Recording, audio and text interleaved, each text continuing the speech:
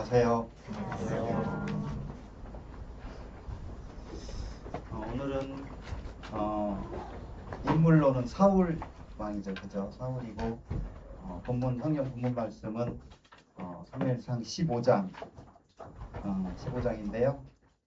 그 15장 전체의 말씀을 읽기보다 그 암송 구절이죠, 22절 암송 구절을 다 같이 한번 본문 읽는 대신에 암송 구절을 함께 다 같이 한번 암송을 한번 해보도록 하겠습니다. 사무엘상 15장 22절입니다. 자, 시작. 사무엘이 이르되 여호와께서 번제와 다른 제사를 그의 목소리를 청종하는 것을 좋아하신 같이 좋아하시겠나이까. 순종이 제사보다 낫고 듣는 것이 순양의 기름보다 나으니. 오늘 그 사울에 대한 좀 내용 좀 살펴보고요. 그리고 오늘 그 전쟁의 상대인 아말렉에 대해서 조금 함께 나눠보도록 하고, 그리고 이제 본문 15장 22절에서 순종과 제사에 대해서 함께 15장 본문 말씀을 중심으로 해서 살펴보도록 하겠습니다.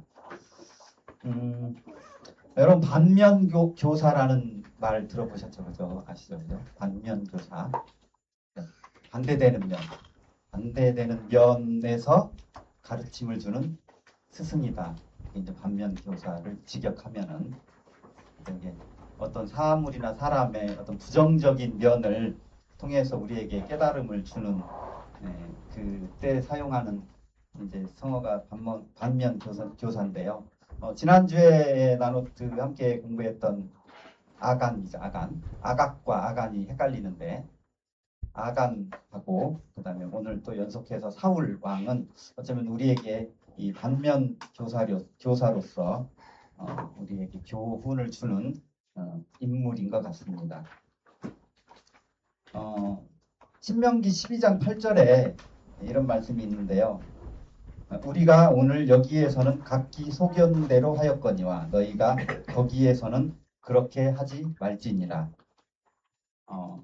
모세가 이제 그 모압 동편, 그러니까 출애굽 광야 생활을 마치고 이제 가나안으로 입성하기 바로 직전에 모압 평지에서 백성들에게 너희들이 가나안 땅에 들어가면은 지금까지는 너희 소견대로 너희 하고 싶은 대로 살았지만 거기서는 그렇게 살면 안 된다. 이런 모세의 설교 말씀입니다. 이때가 한 기원전 1400년경에 하나님께서 모세를 통해 주신 말씀이에요.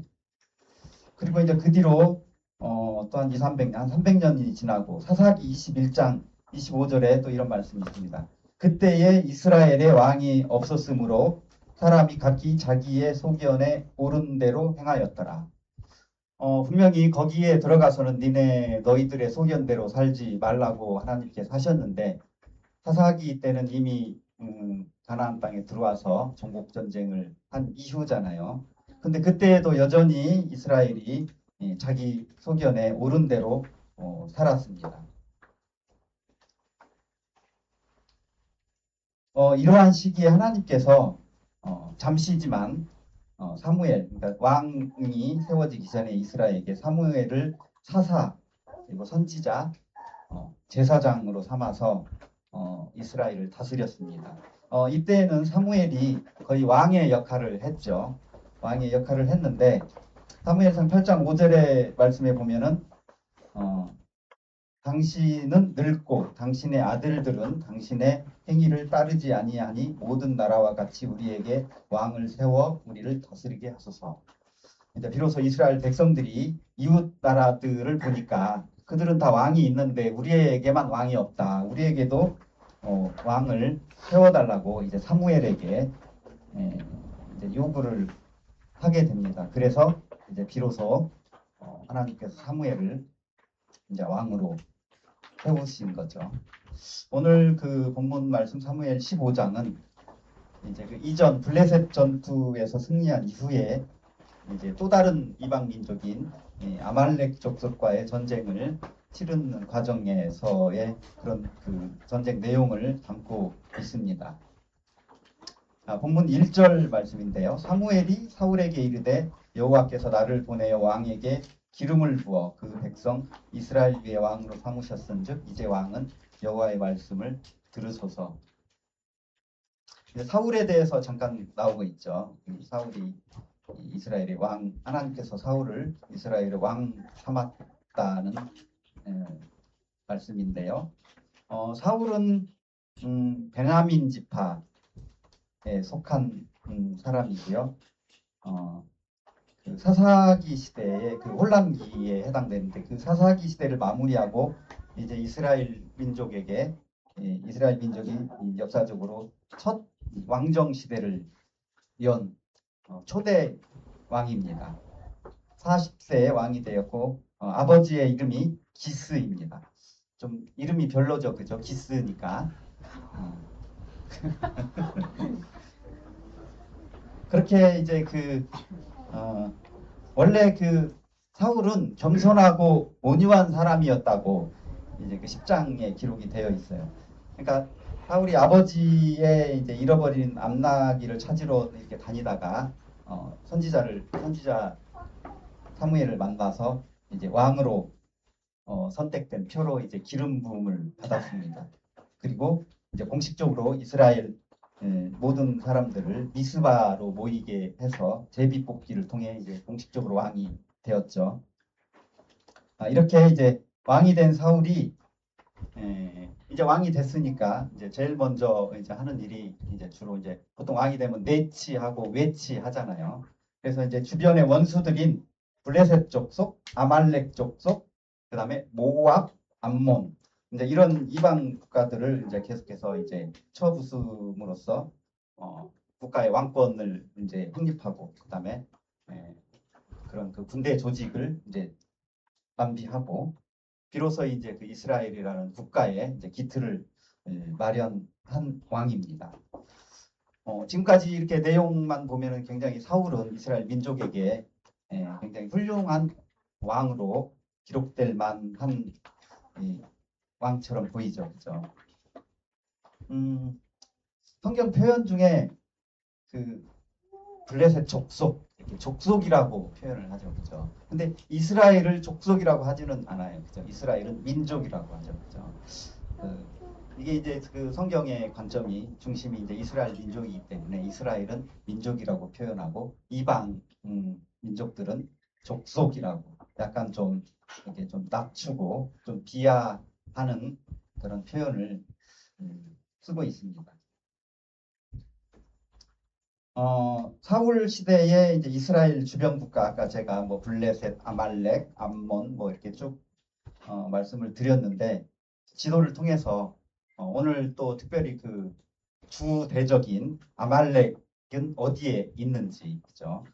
그걸 한번 좀 지도를 통해서 한번 보고 좀 이해를 하고 잠시 계속 말씀을 나누면 좋을 것 같아요. 이게 이제 사울 시대 이스라엘 주변 국가를 표현한 지도인데요. 사실 성경 구약 성경을 우리가 이제 공부할 때 뭐 여러 가지 좀 어려운 부분이 있는데 이 지도 위치 이런 부분에 대해서 머리에 있으면은 우리가 훨씬 이해하기가 편한데 어떻게 보시냐면은요. 지중해 왼쪽이 지중해잖아요, 그죠? 지중해 이렇게 이스라엘 중심으로 맨 왼쪽 지중해에 블레셋이 있습니다, 그죠? 블레셋이 있고 그 아래에 이제 아말렉이 있는 거예요, 그죠? 애굽 방향으로. 그리고 사해 염해 남쪽에 이제 에돔 있고 동남쪽에 모압 그다음에 이제 동북쪽으로 암몬 에돔 모압 암몬 이렇게 있고 이제 저쪽 갈릴리 북동쪽에 이제 아람이라는 이제 큰 국가가 있습니다. 원래 이제 아람이 있기 전에 우리 바산 왕 옥 들어봤죠, 그죠? 바산 왕 그 자리가 이제 바산이라는 민족이 있었는데 이제 아람의 이제 복속이 된 망한 그런 나라고요. 우리가 다메섹 신약 성경에 다메섹 들어봤잖아요, 그죠? 다메섹이 바로 이 아람의 이제 이때 당시에 이제 그 수도. 그러니까 요 지금 아람이라고 표시된 자리가 이제 다메섹이 있는 거죠.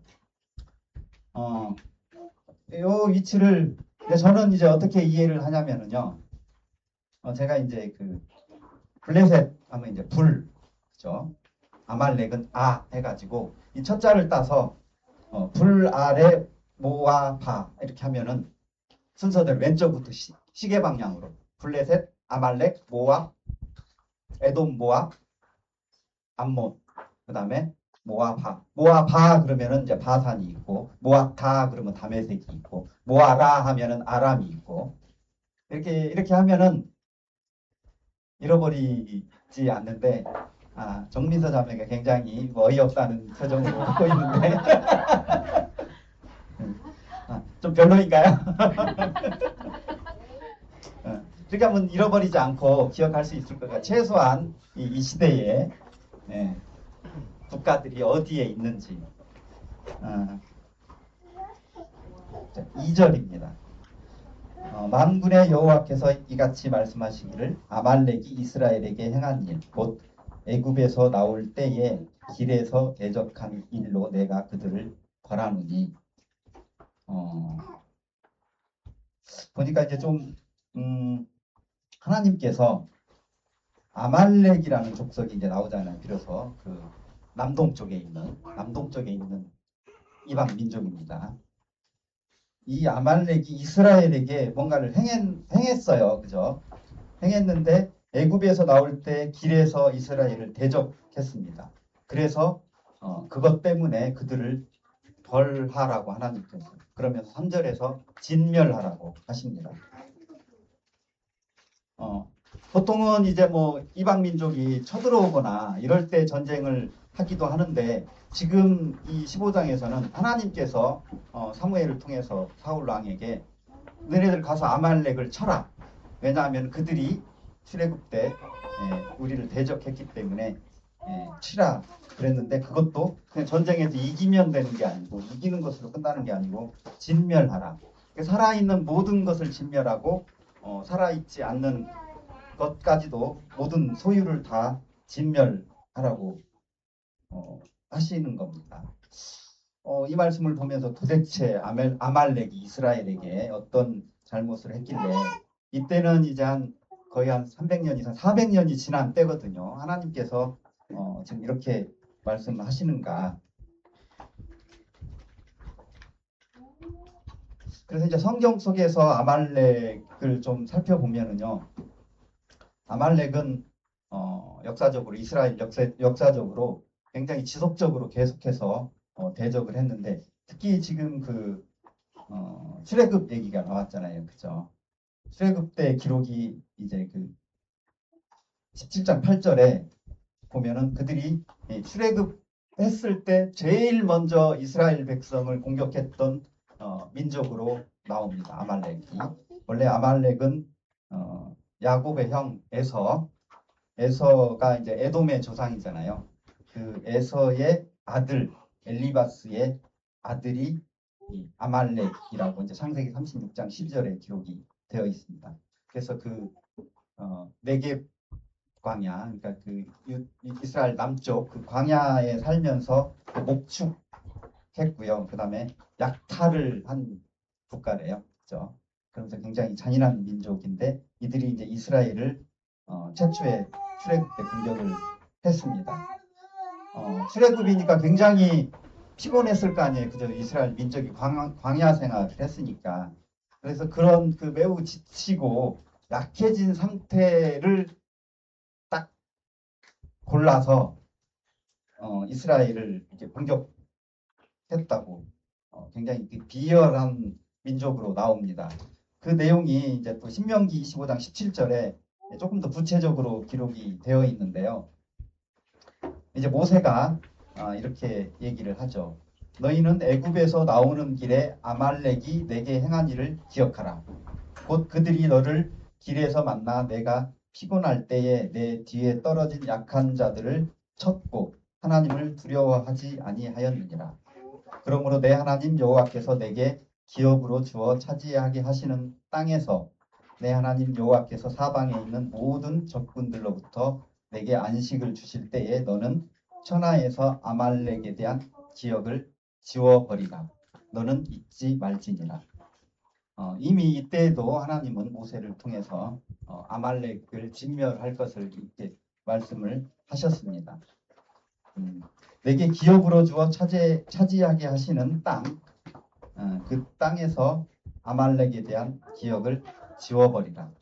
그래서 이제 하나님께서 지금 그 사울에게 그때 말씀하셨던 것을 잊지 않으시고 사울에게 그 아말렉을 진멸하라고 하시는 겁니다.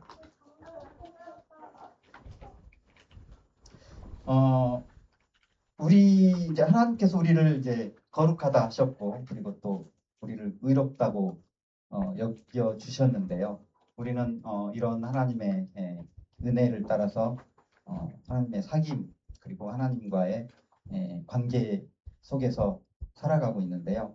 우리에게도 참 많은 여러 방해나 그죠? 유혹들이 많이 있죠. 그래서 아말렉은 우리에게 그런 그 하나님과 관계를 방해하는 그런 그 대적과도 같은 민족으로 비유를 할 수 있을 것 같습니다. 지난주에 제가 그 언론에 이런 기사를 봤어요. 요즘 젊은 세대는 종교에 대한 거부감이 너무나 강하대요. 그래서 이제 전도를 우리도 이제 전도지도 돌리고 많이 하잖아요. 근데 이제 그런 것 자체가 어렵다. 그러니까 언론의 기고 같은 그런 기사인데요. 전도지를 전하면은 노골적으로 이렇게 예전에는 좀 이렇게 미안하게라도 안 봤는데 지금은 이제 노골적으로 이제 뭐 인상을 쓰거나 또는 어떤 이제 학생들 같은 경우는 신고하겠다고 협박을 하기도 한다고 요즘 이제 세태가 이제 그렇다. 그러면서 교단이나 이런 교회에서 아예 20대, 30대에게는 전도지도 이제 안 돌린대요. 요즘에는 이제 그런 이제 시대에 저희들이 살고 있습니다. 제가 이제 그 일 때문에 이제 천안에 이제 일주일에 뭐 한 번, 두 번 가기도 하고 요즘 이제 자주 가는데 지난주에도 이제 천안을 가게 될 일이 있어가지고 점심 때 이제 저희 회사 직원 한 명하고 그다음에 이제 그 시행사 저희 발주처죠. 발주처 이제 실무 직원. 그 직원이 근데 우리 회사 직원으로 있다가 글로 이제 그 회사로 이직한 회사인데 세 명이서 이제 천안시청에 갈 일이 있어가지고 점심을 먹고 이제 걸어서 천안시청 앞에 큰 사거리가 있는데 거기를 이렇게 건너려고 신호를 기다리는데 이제 어떤 분이 이렇게 전도지하고 그 생수 있죠. 생수를 주더라고요. 그래서 제가 이제 받았어요. 받았는데 그 우리 회사에서 다른 회사로 간 직원, 제 이제 부하 직원이었는데 그 직원이 아니 그걸 왜 받으세요? 그러는 거예요. 그래서 왜? 그러니까 아니 그 속에 마약이 있을지 어떻게 알고 그걸 받냐는 거야. 그래서 좀 깜짝 놀랐거든요. 그랬더니 아니 이게 물인데 무슨 마약이 이게 어떻게 마약이 들어있어? 그랬더니 우리 직원이 뭘 모르시네 그러면서 요즘은 주사기로 생수에다가 마약을 넣으면은 새지도 않고 표도 하나도 안 난대요. 그래서 앞으로는 절대 받지 말라고 그러면서 자기네들이 이렇게 가더라고요. 그래서 이제 저는 받았는데 그러면서 이제 막 여러 가지 생각이 들었어요. 저들이 말이 맞는 건가? 그죠? 그러면 이제 저들 눈에는 나는 세상 물정도 모르는 좀 바보처럼 보여지는 거죠. 나는 이렇게 전도하는 사람이 주는 생수이기 때문에 마음의 기쁨으로 사실 받았거든요. 감사하는 마음으로. 참 고생하시는구나. 그죠? 근데 그들은 그렇게 얘기를 하더라고요. 그러면서 그래서 앞으로는 그러면은 물 이런 걸 내가 받지 하나 이제 그런 생각도 들었어요.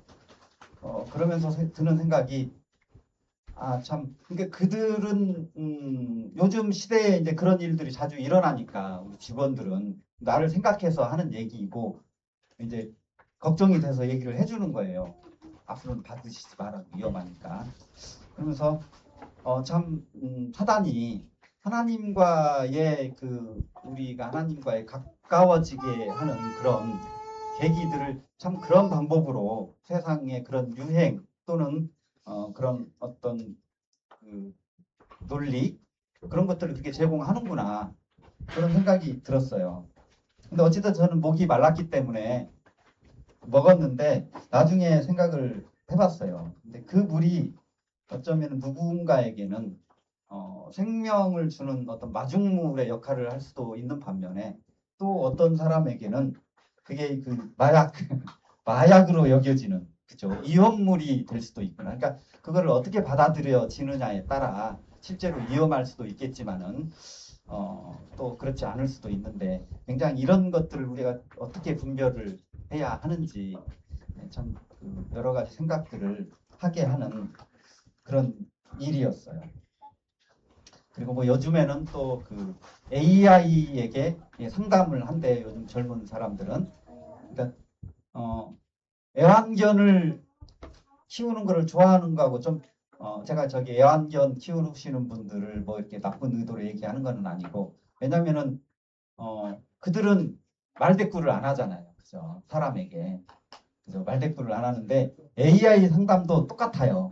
그러니까 원하는 거를 그대로 대답을 해주는 거예요. 근데 사람에게 상담을 하는 거는 자꾸 너가 뭘 잘못했고 그래서는 안 되고 뭐 이런 방향으로 상담을 하잖아요. 근데 AI는 절대 안 그런데요. 원하는 대로, 그죠? 질문한 대로 그 사람의 상황과 그 사람의 감정에 딱 맞는 답변만 해준대요. 그래서 요즘 AI 상담이 굉장히 늘고 있고 그게 앞으로 굉장히 이렇게 활성화가 되고 일반화가 될 거다라는 기사들을 또 제가 또 봤어요.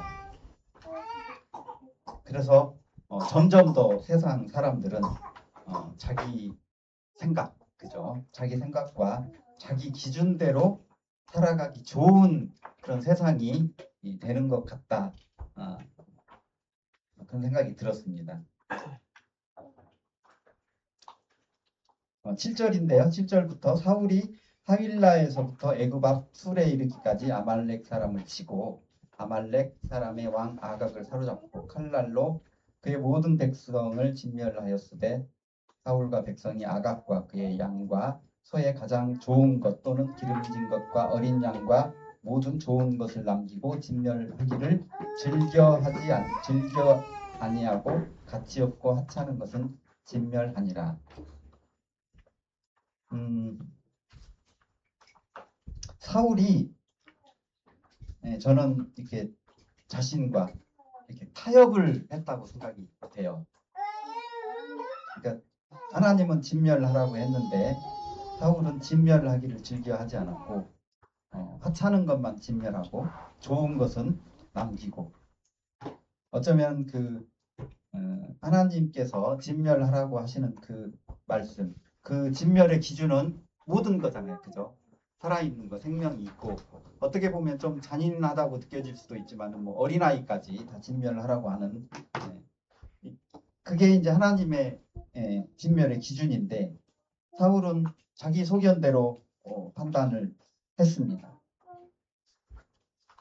그리고 그것이 이제 불순종으로 이어진 거고요. 사울의 불순종은 대가가 너무나 컸습니다. 10절에 여호와의 말씀이 사무엘에게 임하니라. 11절 내가 사울을 왕으로 세운 것을 후회하노니 그 대가는 바로 하나님께서 사울을 왕으로 세우신 것을 후회하게 하셨습니다. 잠언 말씀에 악한 자는 자기의 악으로 말미암아 넘어지고 자기의 악에 잡히리라. 악한 자의 집은 망하겠고 정직한 자의 장막은 흥하리라. 결국 사울은 자기가 행한 그 불순종, 자기의 어떤 소견대로 행한 진멸의 기준을 자기 판단으로 결정하고 행한 그 불순종한 악행으로 말미암아 결국 이제 후에 나중에 나오겠지만 왕위를 다윗에게 이제 넘겨주게 되고요. 그리고 집안도 망하게 되고 또 자신 또한 비참한 죽음을 맞이하게 됩니다. 13절인데요. 13절 후반부에 사울이 사울에게 이렇게 얘기를 합니다. 내가 여호와의 명령을 행하였나이다. 하나님은 이렇게 후회하셨다고 그랬는데 사울은 여호와의 명령을 행했다고 말하죠. 전혀 이제 다른 그죠? 전혀 다른 반응인데요. 이 부분을 통해서 그러니까 사울이 뭔가 의도적으로 불순종하거나 죄를 범했는지 아니면 원래 사울과 하나님과의 관계가 원래 그런 것인지 그래서 이제 쭉 그 사울의 그 이전에 다른 사울의 그 왕 이후의 그런 인생들을 살펴보면은요. 13장에서는 이제 블레셋과의 전쟁을 앞둔 이제 어떤 장면이 나와요. 13장 9절부터 이렇게 해가지고 12절에 이에 내가 이르기를 블레셋 사람들이 나를 치러 길갈로 내려오거늘 내가 여호와께 은혜를 간구하지 못하였다 하고 부득이하여 번제를 드렸나이다. 여기 이제 여호와께 은혜를 간구하지 못했다라고 사울이 그렇게 자신 스스로가 그렇게 얘기를 하고 있죠. 즉 사울은 하나님께 묻지도 아니하였고요. 그리고 사무엘이 약속한 시간에 오지 않자 자신이 친히 하나님께 제사를 드렸습니다. 제사는 레위 대제사장 레위 지파를 통해서만 드릴 수 있죠, 그죠? 그래서 제사장의 직분을 범하는 아주 큰 죄를 짓게 되었습니다. 이 부분에서도 사울은 하나님의 어떤 율법의 기준을 무시하고 급하니까 전쟁에서 블레셋이 자꾸 쳐들어오는데 약속한 사무엘은 오지 않고 그래서 그냥 자기가 제사장도 아니고 레위인도 아닌데 자기가 율법의 기준을 무시하고 그냥 자기 소견대로 판단해서 제사를 지냈습니다. 그리고 14장에 또 여기는 이제 블레셋과 한참 전쟁 중에 일어난 일인데요. 14장 18절 사울이 아히야에게 이르되 하나님의 궤를 이리로 가져오라 하니 그때에 하나님의 궤가 이스라엘 자손과 함께 있음이니라. 19절 사울이 제사장에게 말할 때에 블레셋 사람들의 진영의 소동이 점점 더한지라. 사울이 제사장에게 이르되 내 손을 거두라 하고 여기서 내 손을 거두라 이 말은 제사장이 기도를 하고 있는 장면이에요. 손을 거두라 이 말은 기도를 하고 있는 그때에 기도하지 말아라 이 얘기죠. 지금 급한데 지금 블레셋 진영이 지금 시끄럽고 급한데 지금 기도할 시간이 어디 있냐. 그죠? 그리고 우리에게는 하나님의 궤가 있다. 그래서 하나님의 궤가 있으면 됐지 기도는 필요가 있을까? 사울의 인식인 것 같아요. 그러니까 언뜻 보기에는 전쟁 때 하나님의 궤를 가지고 가서 그 하나님의 궤를 신뢰함으로 전쟁을 하는 것처럼 보이지만은 사울에게는 그런 그 하나님과의 신뢰 관계는 없었습니다. 어쩌면 사울은 언약궤를 단지 그 승리를 불러오는 어떤 마법의 지팡이, 그러니까 언약 하나님의 궤를 가지고 전쟁을 하면은 그 궤가 그 전쟁에서 승리하게 해주실 거라는 그런 생각으로 전쟁을 했던 것 같고 그 궤를 그렇게 여겼던 것 같아요. 그래서 사울은 전쟁하는 동안 하나님께 구하지도 않았고 그리고 그랬기 때문에 하나님의 관계가 없었기 때문에 승리했을 때 감사하지도 않았습니다. 그리고 무엇보다도 사무엘을 통해서 죄를 지었다는 책망을 들은 후에도 회개하지도 않았습니다. 사울은 하나님과의 사귐의 관계가 없었기 때문에 하나님을 사랑하지 않았던 것이죠. 이 부분에서는 다윗 왕하고 굉장히 비교가 되는 우리가 뭐 여러 가지 면에서 사울과 다윗을 많이 비교를 하잖아요. 그래서 그 하나님과의 관계적인 측면에서 사울은 다윗하고 완전히 비교되는 인물인 것 같습니다.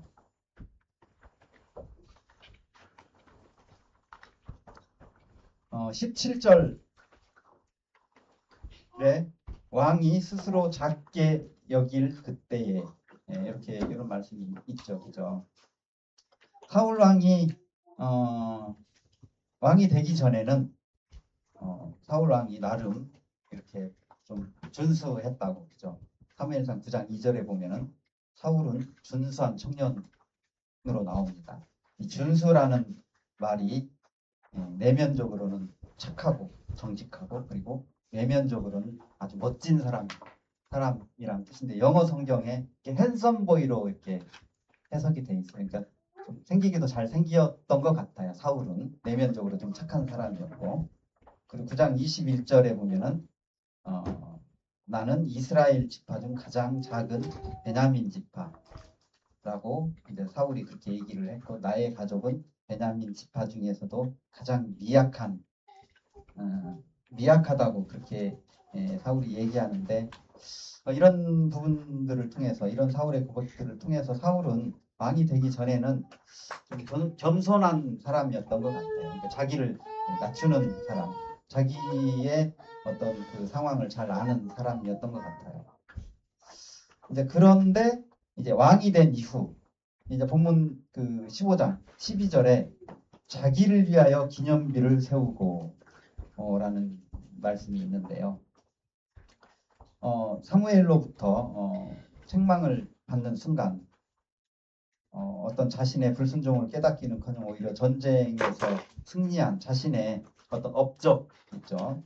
기념비를 세웠다는 얘기는 자신의 업적을 이렇게 내세우는 그런 모습을 보였고요. 15장 30절에 보면은요. 내 백성의 장로들 앞과 이스라엘 앞에서 나를 높이사 자신의 죄를 인정하며 이스라엘 앞에서 나를 높이사 그 뒤에 이제 그 죄를 고백 그 뒷부분에 뭐 예배를 한다는 표현도 있고 뭐 이렇게 하는데요. 사울이 겉으로는 자기의 죄를 인정한다라고 했어요. 그죠? 그런데 이스라엘과 백성들 앞에서 자기를 좀 높여달라고 이런 말을 했는데 이런 말을 할 수가 있을까? 과연 그는 자기의 죄를 뉘우치기는 한 걸까? 아니면은 자기가 자기의 죄를 어떻게 생각했을까? 그러니까 사무엘을 통해서 왕이 망령되이 행했다. 또는 이미 이 30절 이전에 하나님께서 사울을 왕으로 세운 것을 후회했다는 얘기를 이미 들었는데 그런 죄를 짓고도 이렇게 자기를 높여달라고 하는 사울의 모습이 참 이해가 되지는 않습니다.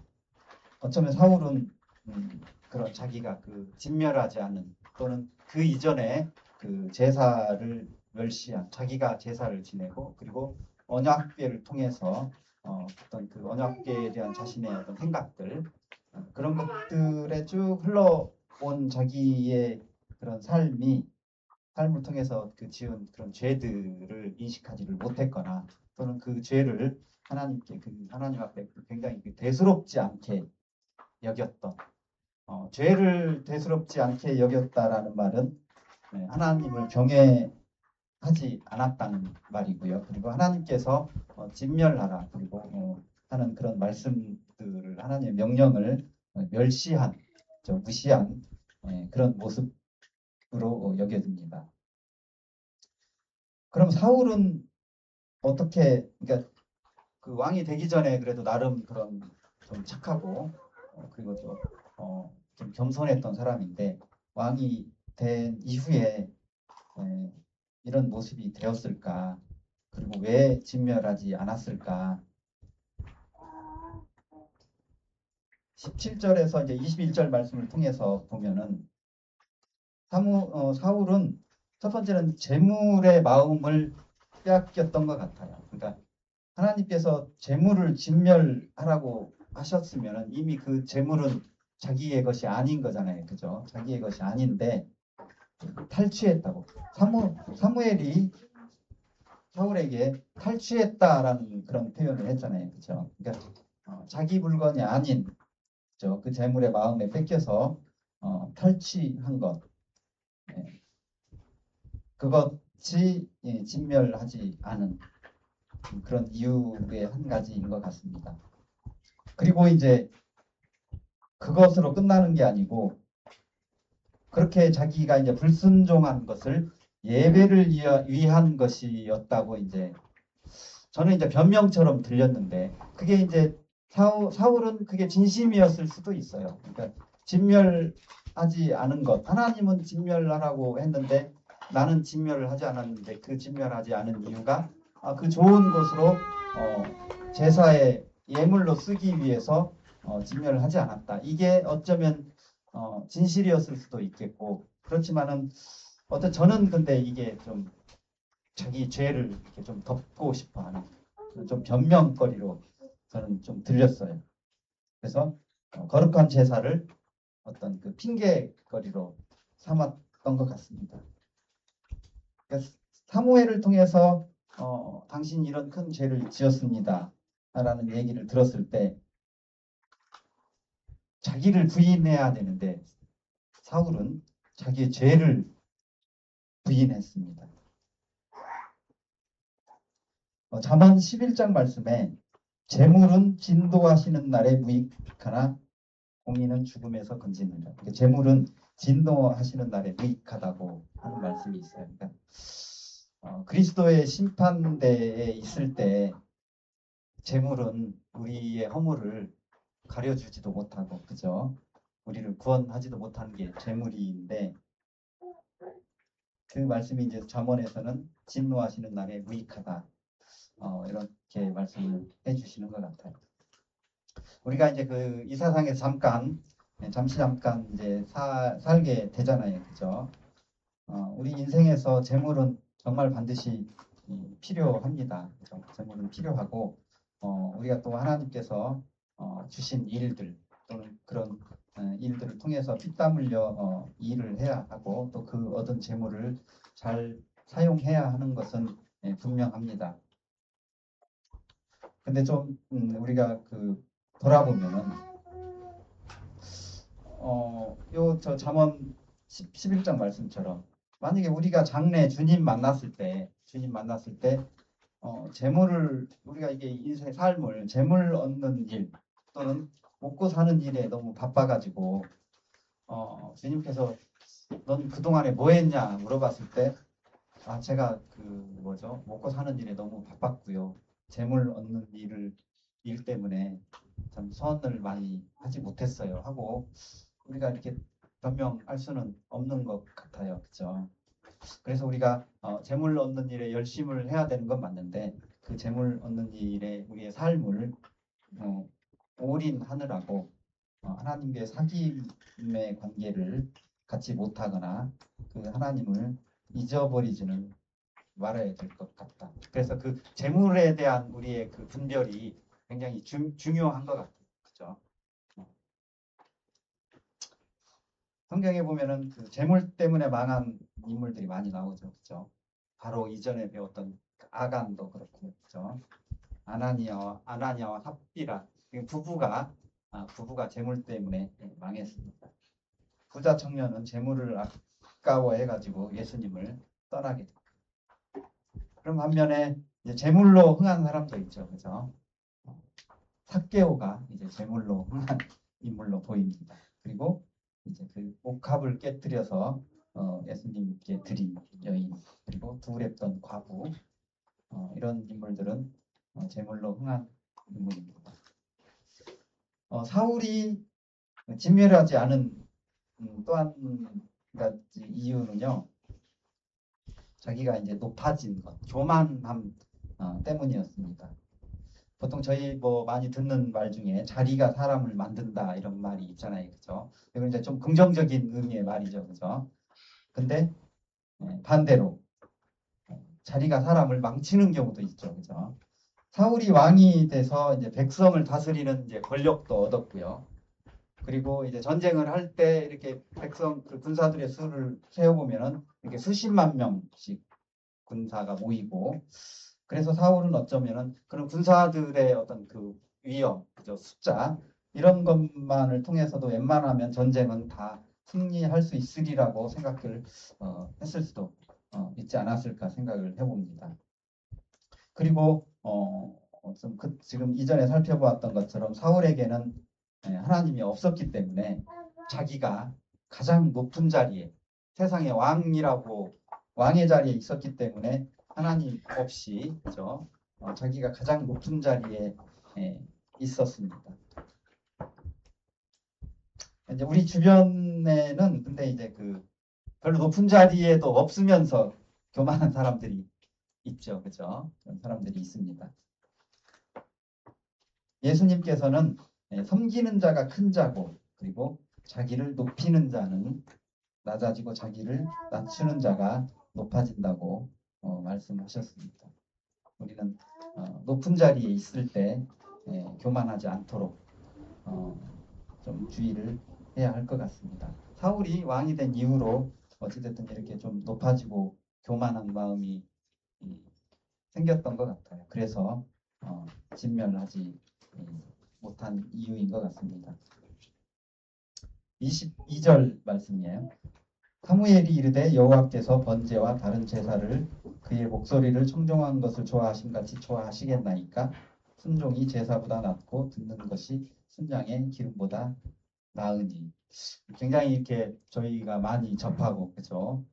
순종이 제사보다 낫다 이 말씀 많이 인용도 되고 들었던 말씀입니다.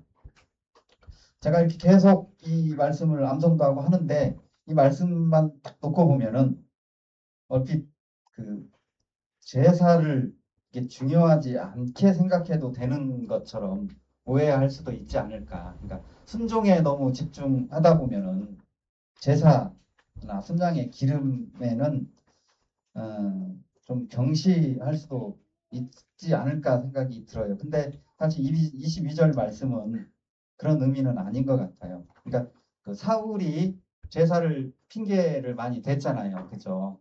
그래서 제사를 핑계 삼아 순종하는 일을 경시하지 말라는 의미로 우리가 이해를 했으면 좋을 것 같아요. 그러니까 뭐 순종과 제사를 놓고 뭐가 더 좋냐, 뭐가 더 중요하냐 이렇게 해가지고 이분법적으로 이게 좋고 이거는 더 나쁘고 이게 더 우선이고 이거는 뭐 더 후순이고 그런 의미는 아닌 것 같아요.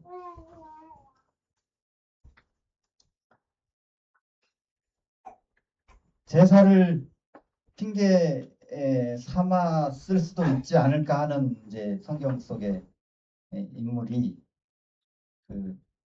강도 만난 비유 있잖아요. 선한 사마리아.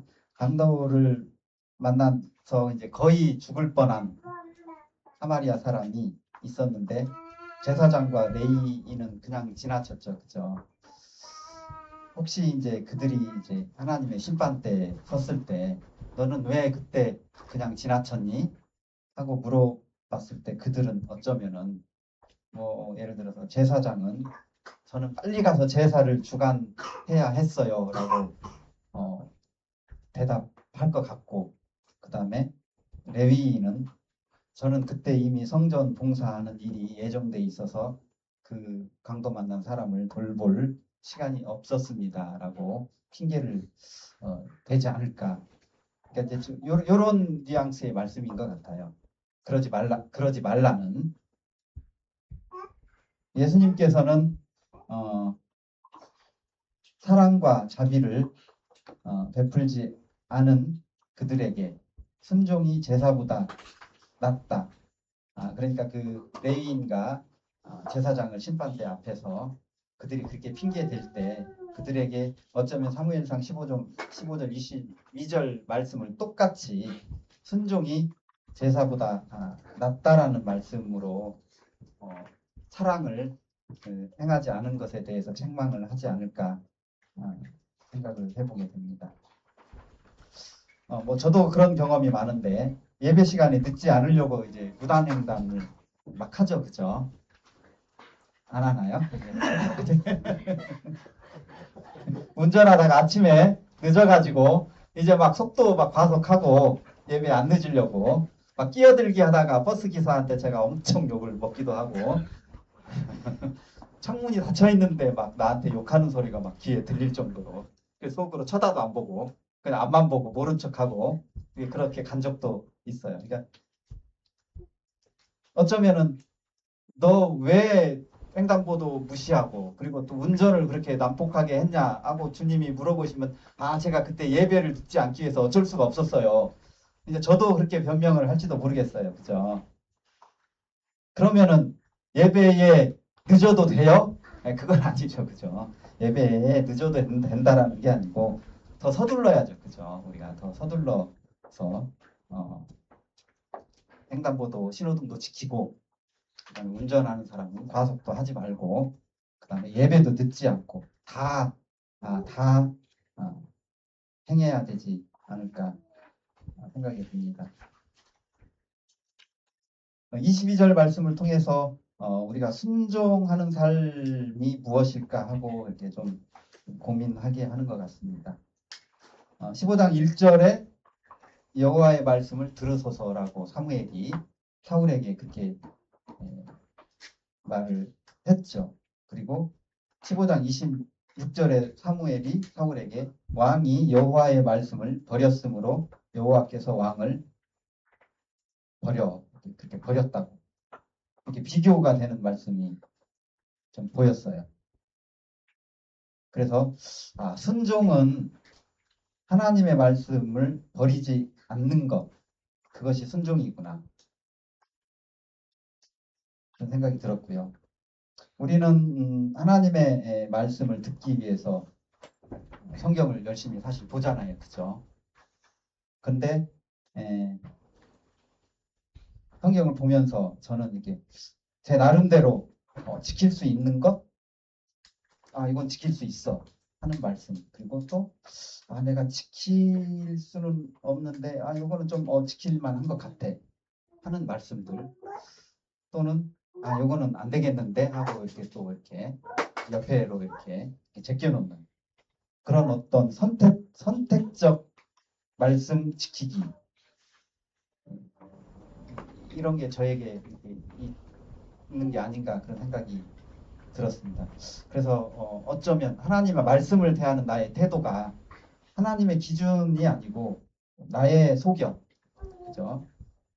모세에게 너희가 그곳에 가서는 지금처럼 행하지 말고 자기 소견대로 행하지 말라고 하신 그 말씀이 떠오르는데 저에게는 여전히 저의 소견대로 하나님의 말씀을 대하는 그런 모습들이 보이는 것 같습니다.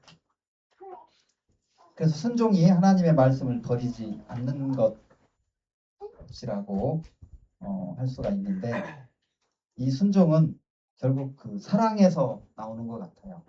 하나님을 사랑하는 마음이 있을 때 하나님께 순종할 수 있습니다.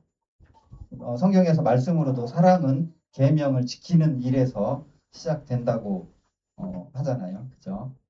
사울이 하나님을 사랑하는 마음이 정말로 있었다면, 그죠?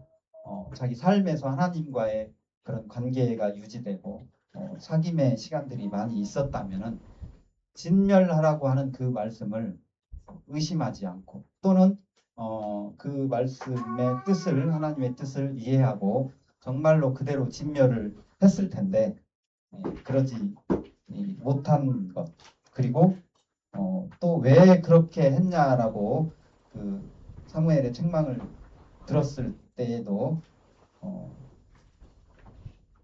제사를 핑계 삼았고 그죠 제사를 위함이었다라고 그런 변명을 했는데 사울이 하나님을 사랑하는 마음이 있었다면은 그런 태도는 없지 않았을까 그런 생각을 해보게 됩니다.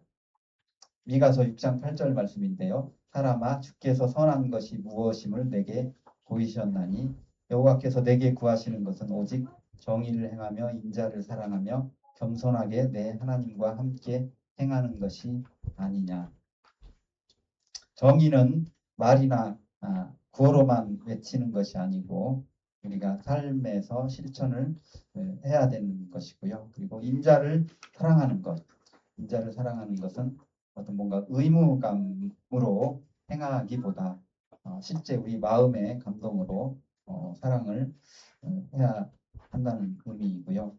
겸손히 하나님과 함께 행하는 것은 우리가 겸손히 하나님과 함께 행한다라는 이 말은 자기 소견을 내려놓고 우리가 삶의 일상에서 하나님과의 사귐의 시간을 갖는 것, 그것이 겸손하게 하나님과 함께 행하는 것이라 생각이 됩니다.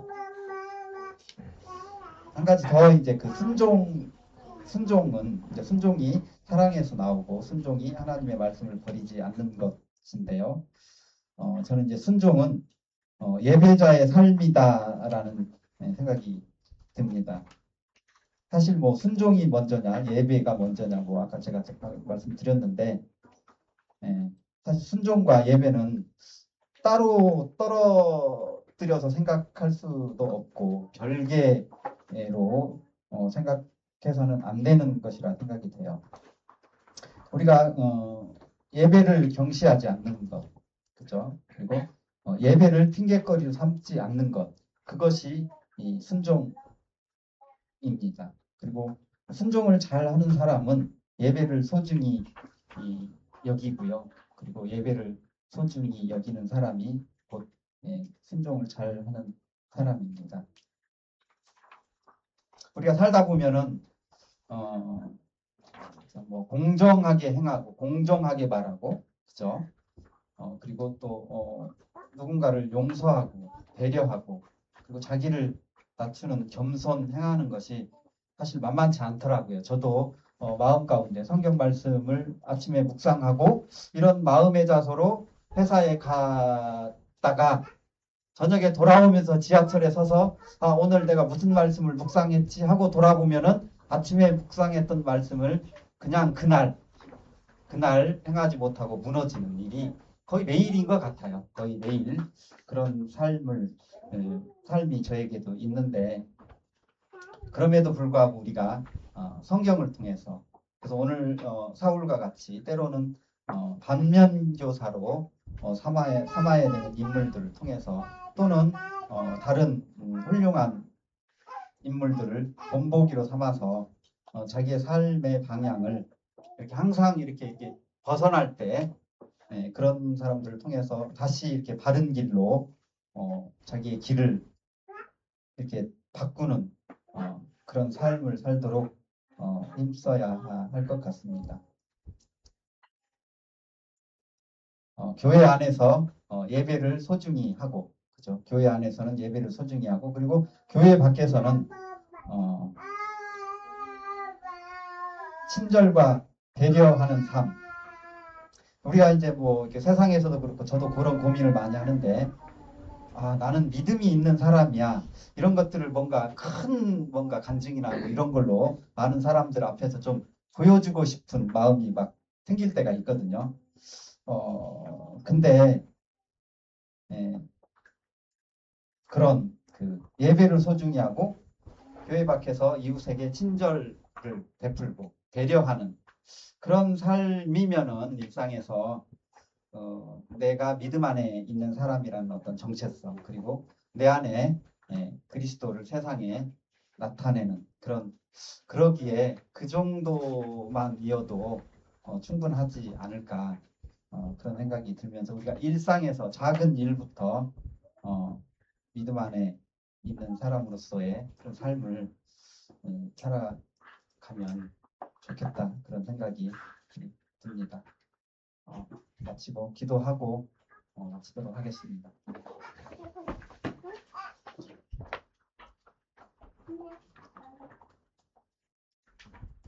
하나님 감사드립니다.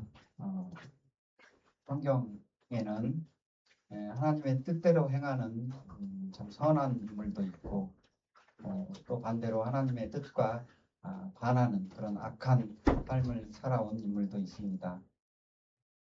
하나님께서 우리에게 이런 그 반대되는 인물을 보여주시는 이유는 각각 성향이 다른 그런 인물들을 통해서 우리에게 여러 가지 참 교훈을 주기 위함인 것을 생각할 때 오늘 또 이 악한 왕이지만 우리에게 큰 교훈을 주는 이 사울 왕을 함께 공부할 수 있도록 허락하신 것을 감사를 드립니다. 우리가 큰 결과를 바라기보다 작은 실천에서부터 하나님의 말씀을 배우고 그 말씀을 순종하는 자가 될 수 있도록 저희들을 인도하시고 저희들 삶의 작은 부분들을 하나님께서 도와주시기를 간절히 기도를 드립니다.